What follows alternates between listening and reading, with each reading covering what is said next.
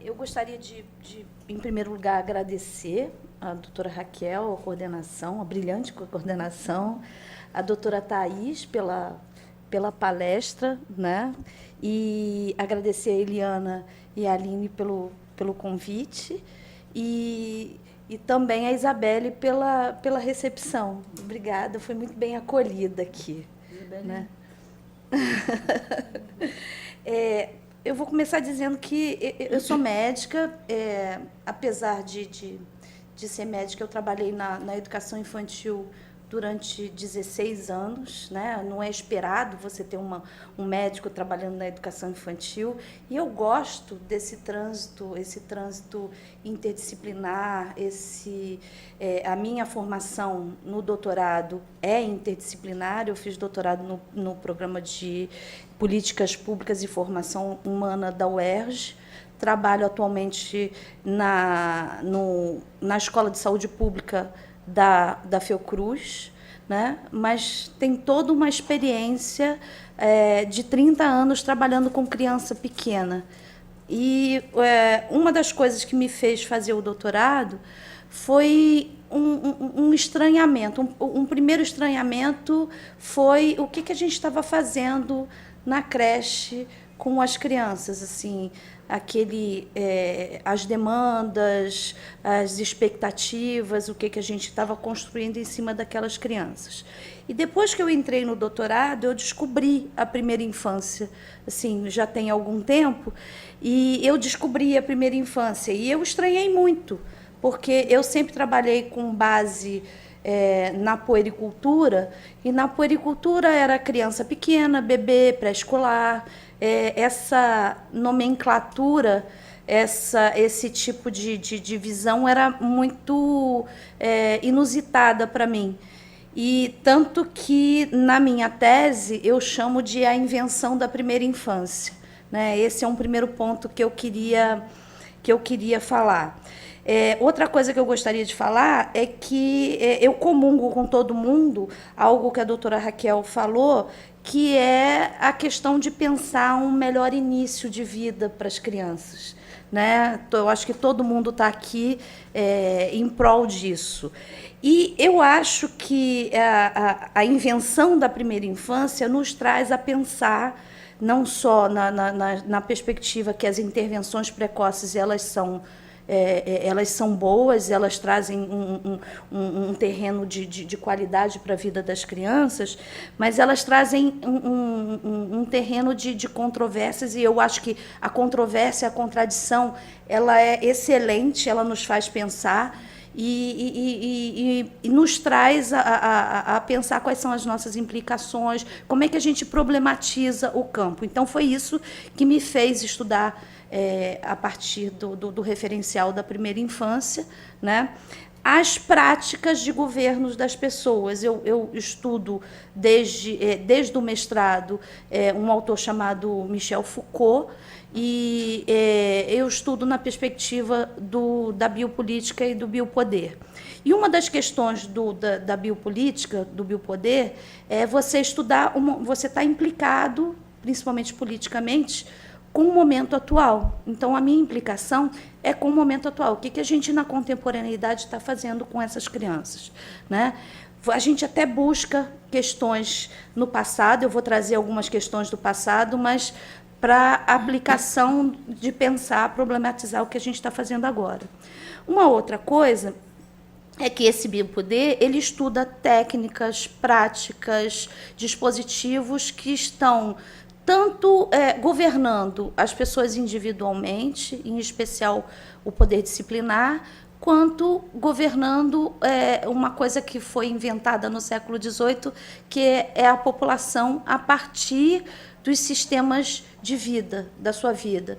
Tanto o nascimento, a morte, o adoecimento, as epidemias e tal, o componente vital e o componente biológico que é ligado a esses dispositivos.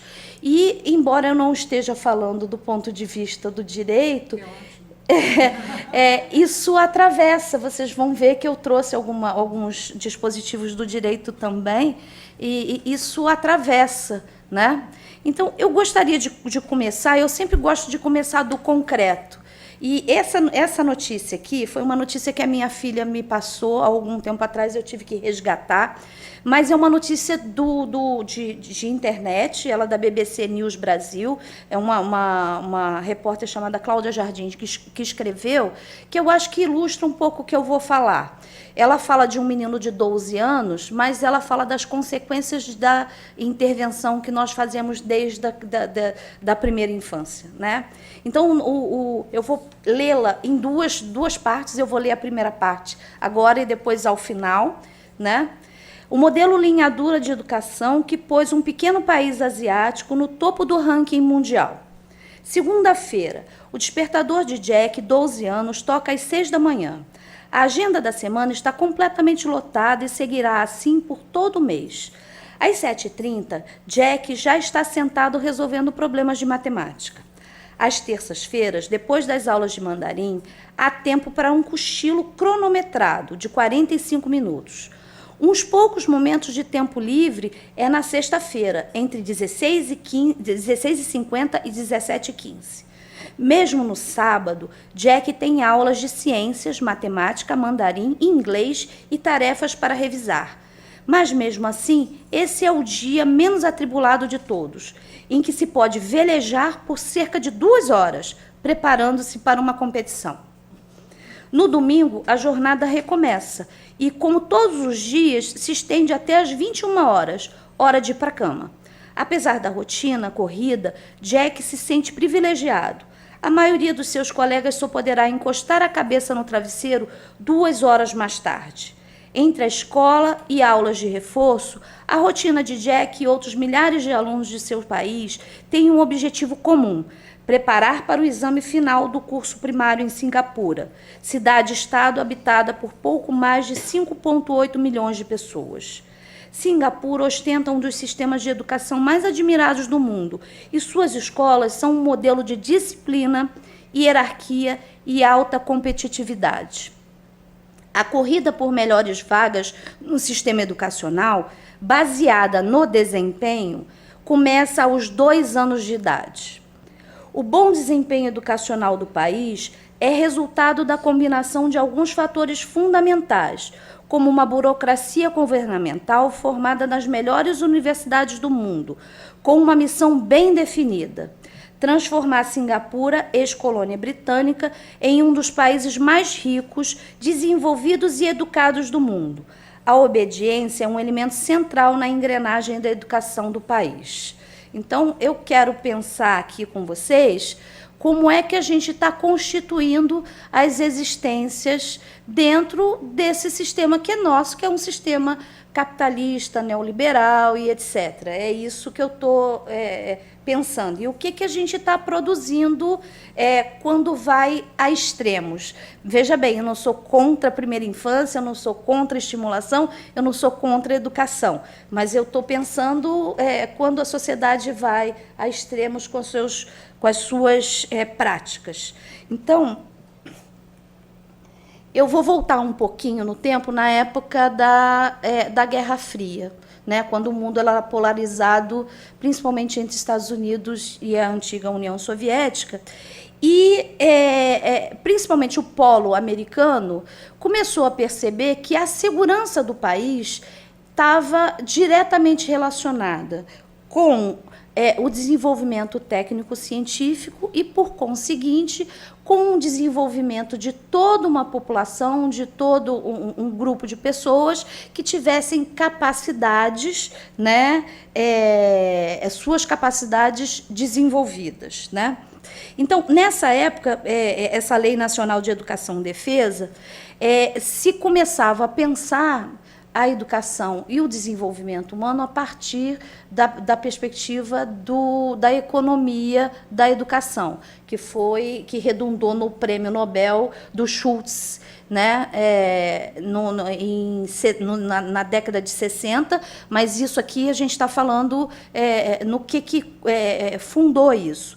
Então, a lei dizia assim: a segurança da nação exige o pleno desenvolvimento dos recursos mentais e habilidades técnicas de seus homens e mulheres jovens. Essa emergência demanda que as oportunidades educacionais adicionais e mais adequadas sejam disponibilizadas.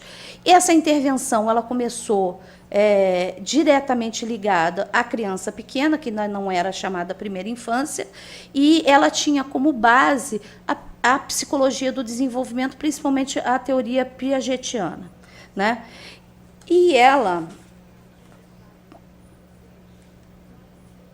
tinha essa base de engrenagem, quer dizer, o desenvolvimento de um capital humano, né?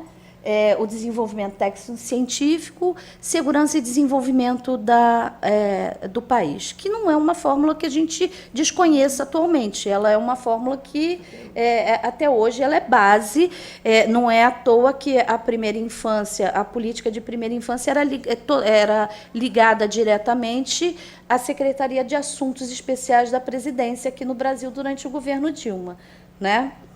E esse desenvolvimento, quer dizer, o desenvolvimento do conceito de primeira infância, ele não teve como base só isso, ele teve como base também outros fatores, e o que eu trouxe aqui um pouco, eu vou falar vou rezar o Pai Nosso para o vigário, né? Mas tudo bem. Eu estou trazendo os sistemas de direitos humanos como algo que vem anterior à Convenção do Direito da Criança, e ele começou como um sistema que tinha como base, como novidade, no pós-guerra, após as duas guerras mundiais, a proteção da criança num cenário de devastação, as leis internacionais em relação à criança, o sistema de direito em relação à criança não começou aqui, começaram lá na Inglaterra com as crianças trabalhadoras, mas eu não vou lá, eu vou começar aqui. E cada uma das mudanças do sistema de direito, elas trazem mudanças também em relação às crianças. Então, primeiro foco era a proteção da criança, são as duas primeiras declarações, e a dobra da primeira declaração para a segunda é que você tira a criança do ser protegida, tira o foco, para ela ser sujeito de direito. Isso é uma dobra importante. E é uma dobra importante que vai ser sedimentada com a Convenção de Direitos da Criança, que foi assinada em 1990. E essa convenção, primeiro, ela é um dispositivo que ela expressa os valores universais, e é um dispositivo que, no cenário internacional, ela é um dispositivo de manutenção da democracia e manutenção de um sistema de vida que é o sistema capitalista, né?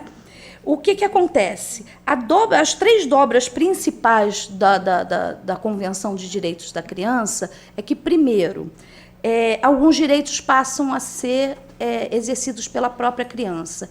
Isso introduz a ideia de autossuficiência, autonomia, direitos de liberdade que antes eram outorgados só aos adultos. Isso entra em tensão direta com a história da doutrina da proteção, né? Isso é uma tensão direta e foram modos de você disseminar ou de você tornar a convenção que foram diferentes. Na América Latina foi através do sistema de proteção, já na Europa, principalmente nos Estados Unidos, a ideia era da liberdade, da autonomia, da proteção. Isso é um terreno de contradição até hoje, né? E a terceira coisa é a questão do Unicef. No final da convenção, há uma abertura para que os organismos, para que algumas instituições possam disseminar a convenção.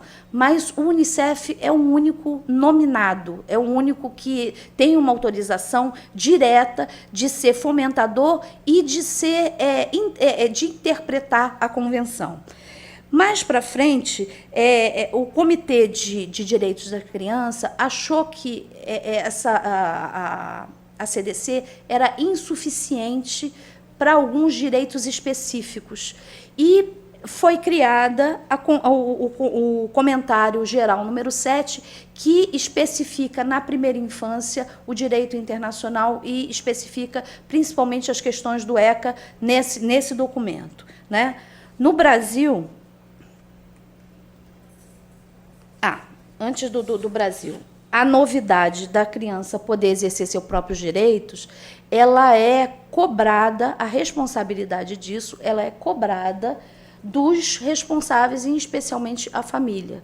E ela vem, esse exercício ele vem, se são asseguradas o que é chamado de capacidades de evolução. Capacidades em evolução, a gente vai ver mais para frente, são as capacidades que tornam a criança autossuficiente, autodeterminada e outras questões mais que são, eu vou falar mais para frente. Mas isso aí é uma responsabilidade principalmente da família, né? Embaixo é a interpretação que a própria Unicef dá, a orientação da criança e evolução das suas capacidades. O Estado deve respeitar os direitos e responsabilidades dos pais e da família largada na orientação da criança de uma forma que corresponda ao desenvolvimento de suas capacidades. Isso passa a ter, no cenário, uma importância grande.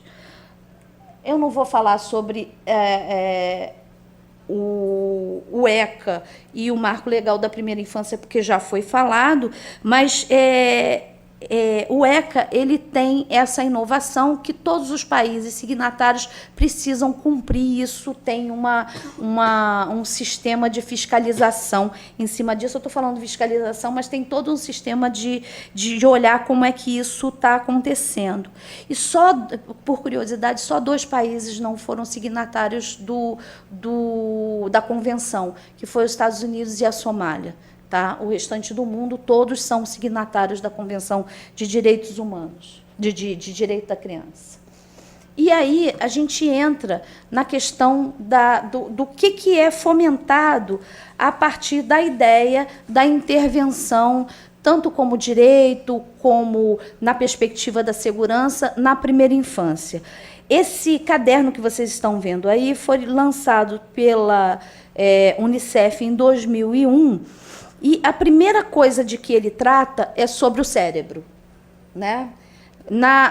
Andando naquela questão do desenvolvimento das capacidades humanas, a gente passou rapidamente do terreno da psicologia do desenvolvimento para o terreno das neurociências e das ciências da cognição. E, em primeiro lugar, a ideia da primeira infância, da intervenção na primeira infância, ela foi fomentada nos Estados Unidos como uma política para as pessoas que tinham menor condição social. Mas ela foi muito bem aceita pela classe média e pelas classes de melhor poder aquisitivo, e que viam nessa estimulação de primeira infância uma oportunidade para que seus filhos pudessem ser melhor sucedidos e, em especial, alcançar vagas na universidade, né? Então, como é que essa ideia da intervenção na primeira infância é veiculada pela Unicef? Primeiro, se fala em cérebro, né? O cérebro como uma entidade biológica que tem, como a doutora Thais mostrou, tem o seu crescimento, o seu desenvolvimento ideal até 3 anos de idade. Então, se abre a ideia de janela de oportunidade. O que é janela de oportunidade? É a oportunidade ideal para intervenções para que esse cérebro redunde num sistema de cognição melhor. Uma outra coisa que abre é a ideia da própria intervenção precoce, que a gente vai ver mais para frente. E isso com o resultado do aperfeiçoamento do desenvolvimento infantil.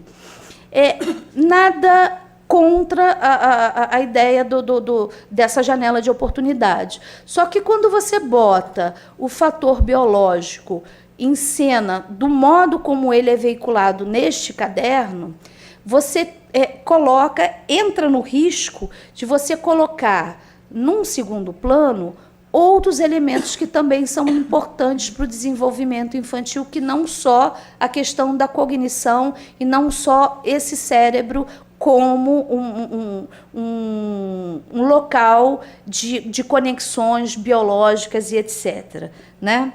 Então, a finalidade é que se alcancem as tais das capacidades em evolução, que, segundo a Fundação Inocente, que é a fundação de pesquisa da Unicef, são competências que potencializem as tomadas de decisão e o exercício da autonomia. Quer dizer, comunicação, processo de decisão, exercício de julgamento, absorção e avaliação da informação, ação autodeterminada, decisões autônomas, empatia, consciência dos outros, previsibilidade. São esses elementos que são importantes nessa estimulação de uma cognição aperfeiçoada. A ideia aqui é que o biopoder, ele não é repressivo de maneira nenhuma. Ele é normalizador, normatizador e, principalmente, ele tende ao aperfeiçoamento. Então, você levar ao cabo, na potência máxima, isso que está acontecendo aqui, né? Isso que está preconizado aqui. Opa! Mas uma das minhas perguntas quando entrei no doutorado, né, quais as implicações das práticas que se concentram no aprimoramento do desenvolvimento cognitivo da criança. Não só no desenvolvimento cognitivo, mas que ele chegue cada vez mais a um grau máximo de aprimoramento. Eu peguei alguns artigos que falavam de creche e pré-escola, em especial de creche, o que é mais grave, que mediam a qualidade da creche pelo número de meses que a criança avançava para além do marco esperado para a idade. Então, se é esperado que ela tenha linguagem aos 2 anos, se aquela creche conseguisse antes, ela tinha uma qualidade maior, né? Era bem assim, não foi um artigo, eu peguei diversos, né? Todos baseados na questão, tendo como embasamento a neurociência, levando a cabo isso ao máximo, e a economia da educação, né? Essa questão leva ao que a gente tem de cenário de expectativa atualmente, quer dizer, a primeira infância como cenário de oportunidade de intervenção para garantir o futuro de vida no nosso modo de vida capitalista. Ela é um cenário de intervenção tanto econômica, a gente já viu a ideia, é um cenário de intervenção biológica, a gente pensa na criança e cai no risco de pensar que alimentação vira estritamente nutrição e cardápio, a gente cai no risco de pensar que cuidado é atividade de intervenção e por aí vai. Banho vira higiene e a gente vai aos poucos mudando. E essa sensibilização a gente vê no dia a dia quando encontra um anúncio de creche pré-escola, quando diz que a minha creche é bilíngue, a minha creche é trilíngue, ela tem capoeira, xadrez e etc. E a gente pensa no tamanho das crianças. crianças, né? Quer dizer, o tamanho da expectativa que a gente tem em relação a essas crianças. Então, ela é um cenário principalmente de intervenção política, né? E aí, o que acontece com esse foco no desenvolvimento cognitivo? Primeiro, a submissão do desenvolvimento infantil aos propósitos do desenvolvimento das capacidades cognitivas. É diferente, né? Capacidade tem a ver com o mercado de trabalho, tem a ver com o sistema produtivo. Desenvolvimento infantil é muito mais do que isso. Tem a ver com um desenvolvimento afetivo, tem a ver com desenvolvimento moral, tem a ver com desenvolvimento... É uma coisa muito maior do que isso. A prática com essas crianças exige condições ideais, né, da intervenção precoce e regular. Então, é aquela coisa da gente cair na alimentação, ser cardápio e ser nutrição, né? Cai nisso.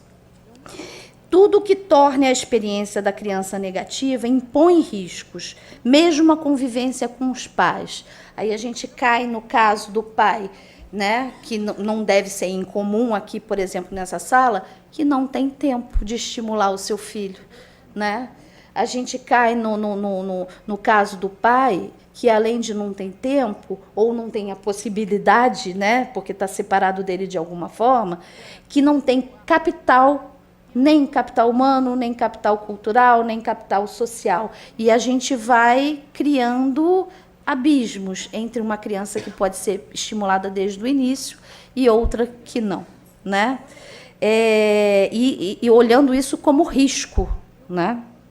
E a educação infantil, ao invés de ser um espaço de educação, ela passa a ser um dispositivo de segurança, que vai garantir tanto o desenvolvimento cognitivo dessa criança, quanto a manutenção do sistema produtivo. A gente está produzindo pessoas que sejam top de linha para entrar no mercado de trabalho, né? O que acontece com esse foco nas competências da cognição, né? Primeiro, o trabalho com foco na estimulação precoce e nas condições biosociais ideais, né? Eu tenho visto, eu trabalho numa rede agora que se incumbe da pesquisa de crianças que vieram do fenômeno da Zika, né? E a gente vê que a primeira preocupação que se teve com essas crianças não foi da reabilitação, não foi do cuidado. Essas crianças precisam ter estimulação precoce, né? Essa foi a primeira preocupação. Então, você antepõe alguma coisa à outra. Eu estou falando de sistemas de visibilidade e de invisibilidade. O que você prioriza, né? A segunda coisa é a totalidade do cotidiano da criança é alvo de vigilância e planejamento constante, diminuindo possibilidades lúdicas, relacionais e de construções das suas preferências, não da preferência do outro, né? A outra coisa, as demandas geram ansiedade, culpa, angústia e julgamento moral da qualidade do trabalho. Não só dos profissionais que estão cuidando dessas crianças, sejam na saúde, seja na educação infantil, seja onde for, mas dos próprios pais. Tem uma despotencialização da função paterna e a gente vê, em alguns casos, até abandono afetivo. Não, você fica na creche porque a creche cuida muito melhor de você do que eu, né? Isso acontece, né? A gente que trabalha na educação infantil sabe disso. A prioridade para elementos contabilizáveis do desempenho técnico, quando você avalia as instituições, quer dizer, tecnologia, perícia técnica, dispositivos de avaliação do desenvolvimento, em especial dispositivos que sejam contabilizáveis, não aqueles que a gente olha para a criança, mas o que a gente pode mensurar. Infraestrutura institucional.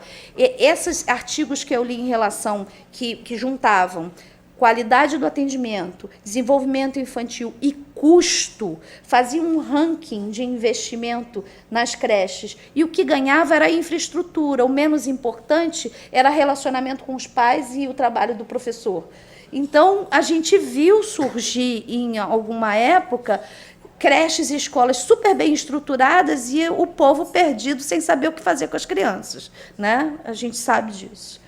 E o risco de invisibilização de elementos que são significativos para o desenvolvimento infantil, como acolhimento, afetividade, qualidade dos vínculos, disponibilidade, continuidade e, principalmente, disponibilidade. Disponibilidade não só de tempo, mas afetiva. Quando você estrutura muito, normatiza muito, aquele professor, ou a pessoa que cuida, ela cria um terreno de indisponibilidade, em especial afetiva, né? Isso é um risco. Eu estou falando de riscos, tá? Já que... E como constituir possibilidade de viver, eu estou falando da nossa vida, eu estou falando de muito, muito além da educação infantil, de forma diferente do que está prescrito. Isso é o que vem sendo normatizado, normalizado. Primeiro, para mim, funcionou questionar a construção dos princípios que embasam as práticas e as técnicas de governo, estranhar, entrar no que é contraditório, entrar no que é diferente, né? Segundo, problematizar os exercícios que instituem essa unidade do nosso modo de vida capitalista, né? A gente pode ser diferente, pode pelo menos questionar, né? Constituir possibilidades de existências diversas fora das fronteiras das regulamentações. Eu tenho aprendido muito com as crianças da Zika. Elas estão mostrando a ponta de um iceberg enorme, que é viver no Brasil com múltiplas deficiências, né?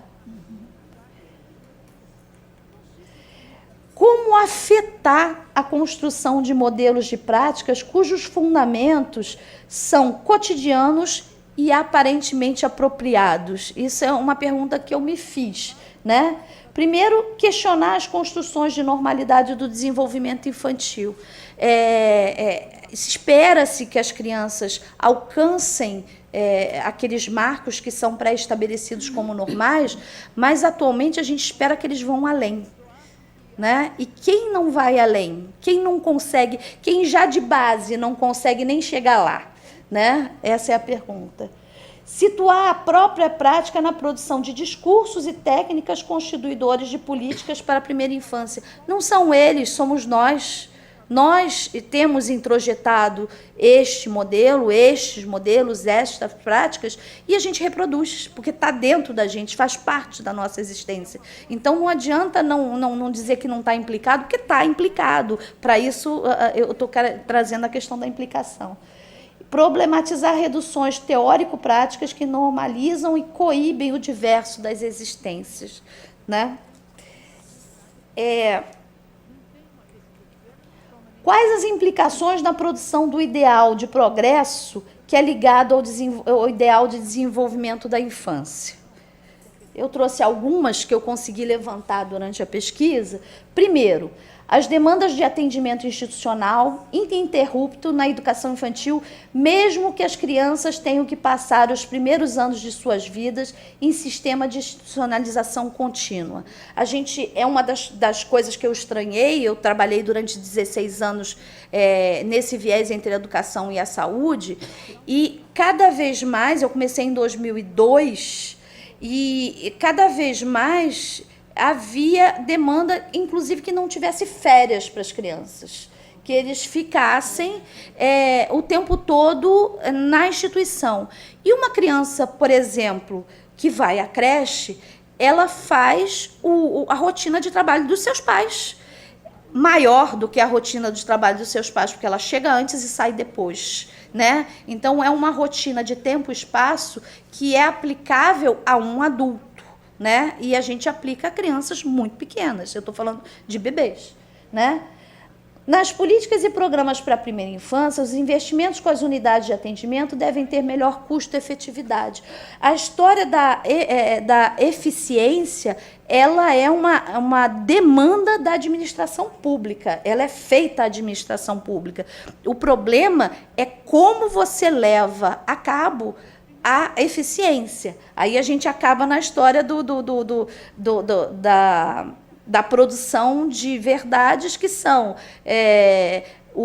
a infraestrutura é melhor do que a relação com os pais, entendeu? Você acaba fazendo rankings de onde você vai investir. E uma outra coisa que a gente cria o risco, que foi alguma coisa que foi muito demandada pelo Banco Mundial durante os anos 80, que é um investimento muito agudo na primeira infância e retirando o investimento nas outras fases de vida da criança. Também é um outro risco, né? Na alocação de recursos relacionados à qualidade da creche, eu estou trazendo por causa dos artigos, o desenvolvimento infantil e custos tópicos estruturais podem ser priorizados como atividades, ordenação do programa e infraestrutura institucional. E particularidades relacionais importantes podem ser desconsideradas, como recursos humanos, paz e relações comunitárias, além da saúde e saneamento. Os EDIs, na época que eles foram lançados, os Espaços de Desenvolvimento Infantil da Prefeitura do Rio de Janeiro, eles eram um espaço de uma infraestrutura maravilhosa. Mas, na época, houve concurso para auxiliar de professor e não havia necessidade de qualificação. Eles podia ser qualquer profissional. Eu estou trazendo isso como exemplo, né? E a crença que todas as pessoas que se incumbem do cuidado infantil precisam ser formalmente habilitadas. Isso é de uma despotencialização do paterno, quer dizer, as famílias elas têm a responsabilidade de que as crianças alcancem as capacidades cognitivas, mas, ao mesmo tempo, elas não são técnicas e elas são desqualificadas no seu saber, na sua convivência com a criança, né? A priorização de alguns processos em detrimento de outros pode redundar na constituição do indivíduo com maior capacidade formal de conhecer e aprender. É óbvio, né? A que preço? Aí eu vou ler a segunda parte do Jack aqui. Apesar da agenda apertada e do esforço, Jack não alcançou uma pontuação suficiente no exame final do curso primário para estudar na escola em que desejava, uma escola de elite. A sensação de sempre estar perdendo algo é chamado Kyatsu em Singapura e faz parte da psique da população. A corrida que Jack acha que não conseguiu ganhar funciona da seguinte maneira: quanto melhor for o empenho das crianças nas escolas, maiores são as possibilidades de conseguir uma vaga nas chamadas escolas de elite, destinadas para melhores alunos. Dali haverá maiores chances de ir a uma boa universidade. Para alcançar esse objetivo, as crianças são treinadas desde os primeiros anos para passarem no exame de conclusão da escola primária, uma espécie de vestibular precoce para alunos de 12 anos. O exame determinará que nível de escola os alunos cursarão no curso secundário. Segundo uma professora local, as crianças são deixadas para trás em seu desenvolvimento holístico. E para que as crianças tenham um bom desempenho, não bastam as horas na sala de aula. A maioria das crianças em Singapura recebe aulas particulares para reforçarem o conteúdo das disciplinas trabalhadas na escola. A mãe de Jack, que é bancária, paga mais de $1.000 de Singapura ao mês em aulas particulares. Ela afirma: conheço famílias em que as crianças começam a ter aulas particulares no jardim de infância. Nós estamos entre os que estão fora da caixa. Algumas famílias não têm alta renda, bagagem cultural, recursos para as aulas privadas e tempo familiar. Isso impactará esses alunos em futuras redes educacionais, sociais e de emprego. O efeito colateral da busca pela excelência de um alto nível acadêmico é o crescimento do número de jovens cada vez mais afetados por ansiedade e estresse. É comum encontrar na imprensa do país reportagens que relacionam o suicídio de jovens com um mau desempenho no colégio. Aqui eu trouxe algumas questões, quer dizer, na medida em que as práticas normativas constituem sujeitos cognoscentes e produtivos, igualmente estabelecem a existência dos excedentes, né? Quanto mais específicas são as exigências normativas, mais o elevado número dos expurgados. Eu estou trabalhando com uma ideia do Bauman de que a gente produz o bem, mas também produz o expurgo.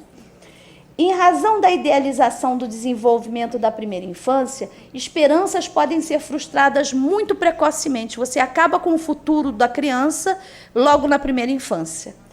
Risco: abandono, desamparo econômico, não reconhecimento civil, especialmente em famílias cujos filhos já vêm ao mundo com o estigma da incapacidade. Aqui eu trouxe o que a nossa sociedade está produzindo. Eu trouxe uma figura que eu não resisti, eu vi no Projeto Tamar esse final de semana, que a cada 1000 tartarugas, só uma chega à idade adulta. Né? O que a gente está produzindo com esse ideal de cognição? Né? A gente está selecionando a nossa tartaruga adulta, mas quantas 1000 a gente está deixando para trás? Que nível de iniquidade a gente está construindo com isso? Eu agradeço a todos, esse é o final da minha...